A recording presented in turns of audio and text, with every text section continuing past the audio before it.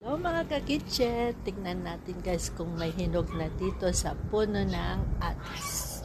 Okay, bunga yung atis, hinog na po siya guys. Tignan niyo po. Oops, ayan, pipitasin po natin. Di ba po matataas yun? Paano po kaya ito kukunin pag nahinog po? Ano ba? Tapos, ito po. Ayan, tapos may isa dito hinog. Oh, di ba? Tasin na po natin. Ayan, guys. Yay! May isa po akong nakuha, guys. Yan, baka bukas po hinog na din. Saka yun po. So, ang laki niya yun. Yan, malapit na po mahinog yan. Saka yun. Taas nga lang po. Okay guys, thank you for watching. God bless everyone. Bye!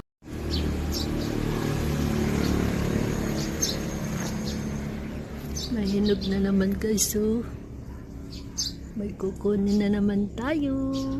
Kukunin natin.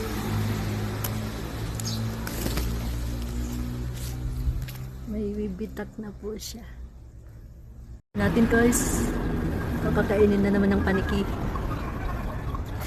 Yan. Kunin ko muna. Yan, hinog na po. May dala pa tayong kukunin.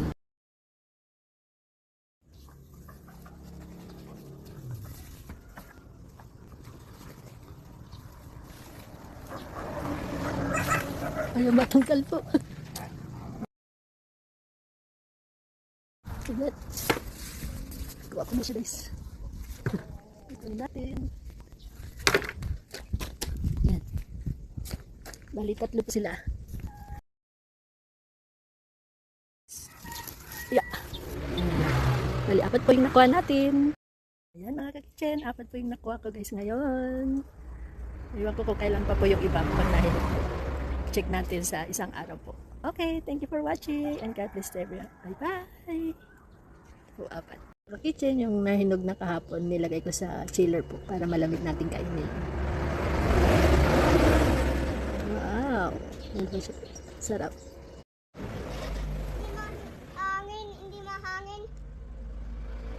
Oh. So yan. Hindi mahangin.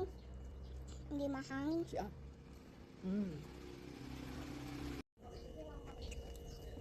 Gusto mo yung seed? Tapos guys.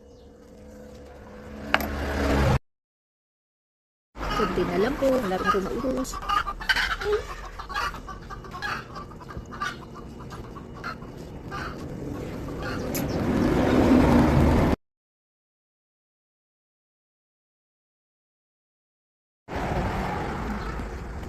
Yummy. Wala na po.